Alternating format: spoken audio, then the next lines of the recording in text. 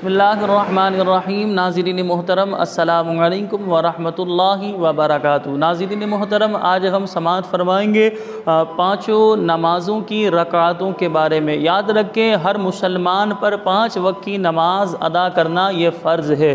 جو شخص بلا وجہ شرعی قصداً ایک نماز بھی قضا کر دیتا ہے، اس کا نام جہنم کے اس دروازے پر لکھ دیا جاتا ہے جس سے وہ داخل جہنم ہوگا۔ اب آپ سماعت فرمائیں، پانچوں نمازوں کی رکعتوں کے حوالے سے۔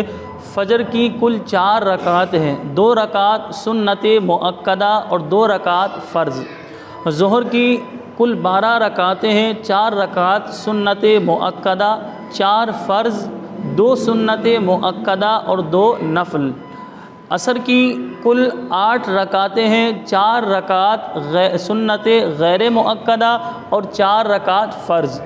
مغرب کی کل 7 رکعتیں ہیں، 3 فرض، اس کے بعد 2 سنت مؤکدہ اور 2 رکعت نفل۔